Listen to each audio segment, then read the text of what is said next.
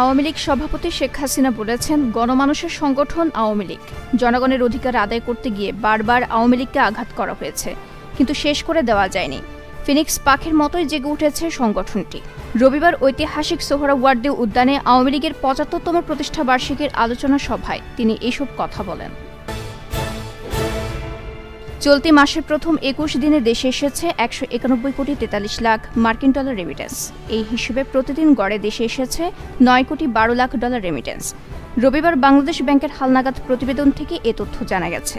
এতে বলা হয়, চলতি জুন মাসের প্রথম ২১ দিনে দেশে এসেছে ১৯১ কোটি ৪৩ লাখ ৭০ হাজার মার্কিন ডলার রেমিটেন্স।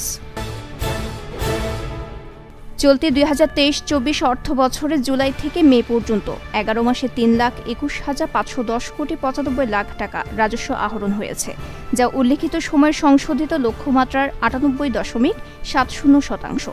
পাশাপাশি আগের বছরের একই সময়ের চেয়ে ১৩.৮৪% বেশি। জাতীয় রাজস্ব বোর্ড সূত্রে এ তথ্য জানা গেছে। চলতি অর্থ বছর রাজস্ব আদায়ের সংশোধিত লক্ষ্যমাত্রা রয়েছে ৪,১০,০০০ কোটি টাকা। ঘূর্ণিঝড় রেমালের তাণ্ডবে সারা দেশের টাকার অঙ্কে ক্ষয়ক্ষতির পরিমাণ ৭,৪৮১ কোটি ৮৩ লাখ টাকা বলে জানিয়েছেন দুর্যোগ ব্যবস্থাপনা ও ত্রাণ প্রতিমন্ত্রী মহিবুবুর রহমান। রবিবার সংসদে এক লিখিত প্রশ্নের জবাবে দুর্যোগ প্রতিমন্ত্রী জানান, ঘূর্ণিঝড় রেমালে উপকূলীয় এলাকায় মৃতের সংখ্যা ২০ জন, ক্ষতিগ্রস্ত লোক সংখ্যা ৩,৮৩,৮১৭ জন। মোট ক্ষতি ৭,৪৮১ কোটি ৮৩ লাখ টাকা।